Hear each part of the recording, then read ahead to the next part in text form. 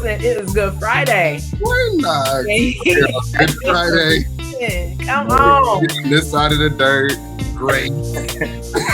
What is going on?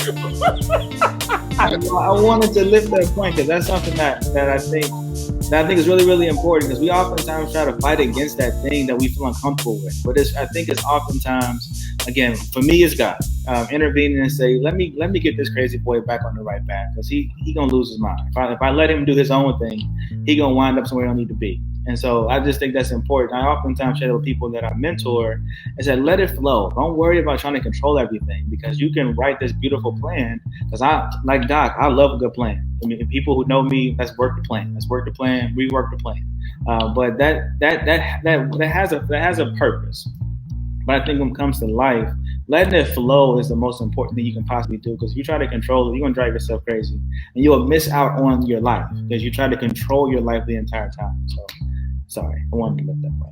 I'm glad you said that, Wayne, because that was what came to my mind, was when you try to control so much of your life, you miss out on what you can learn from that experience. So even though you have this plan, and however the universe is navigating you away from it, the question you should be asking is, okay, what's over there that I should be paying attention to, that I've been focused over here too much on? And that's where like the evolution of our purpose, like I'm in a place where I'm really questioning where I should be going next. And as much as I have this one goal, I really want this one goal, something else keeps coming up, and I'm asking myself, okay, what's over here?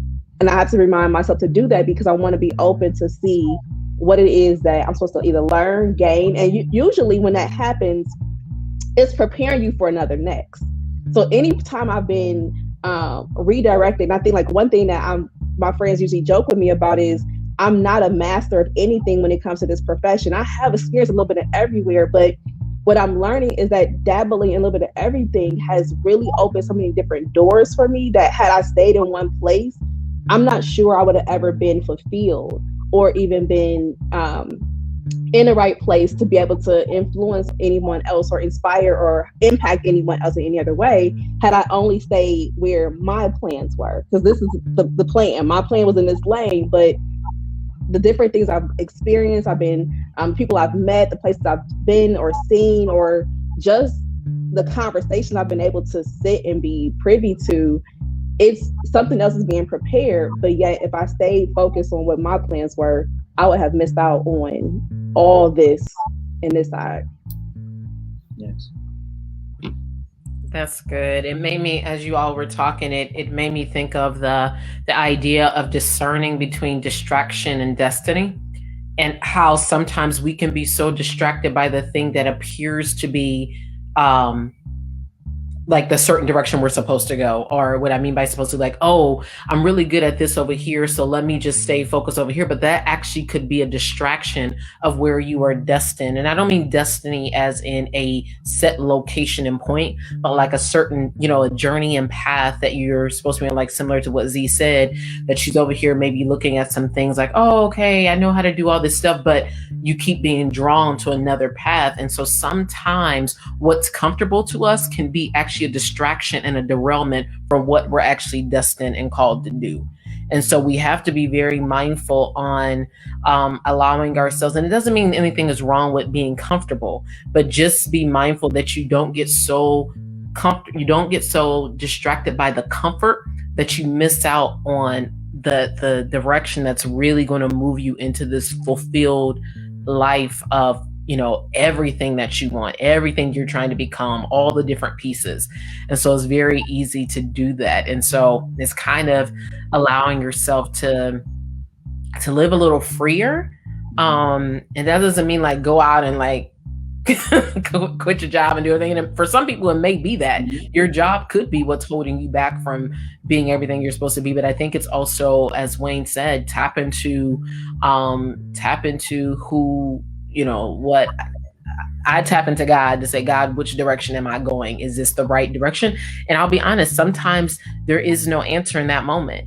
And so there's times where I have to step out on faith, and God is so good that if I go too far, he's going to he's going to get me back on track. So I think that is so important. So important. Go ahead, Brandon. Go ahead, Bishop Davis. Go ahead, jump on in there, brother. Wayne turned this into the gospel hour. Let me just tell you. So I was not ready. I will agree. I think my purpose in life, so the reason I think we all have a close friendship is because we have similar passions and similar methods. And I am a man of a plan. I like a plan. Let's work it out. Let's go back and reassess the plan. Let's go over the plan 10 times. And let's stick to the plan. That is me. And I think I have been very fortunate. Years ago now, yeah. I had my come to Jesus moment with God and was just like, what's going on? And he redirected my plan. And since then, I kind of have let him take the reins with, hey, this is what I want to do. This is where I want to go. And in general, how can you make that happen? Let's get there. And he's, set his own course for my life, and it's gone along really, really, really well, and really timely. I believe that. Dang it, Wayne! Why did you make this a gospel hour?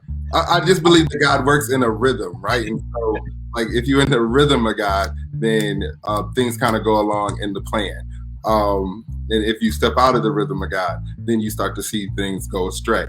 But as long as you work in God's rhythm, then you're set. Wayne, shoot. So I didn't mean it. I mean, I did, but did not mean for it to move in that. That's this guy doing this thing. And there's another one that I like is coincidences are God's way of being anonymous. So that's probably the last thing I'll say that's more spiritually inclined.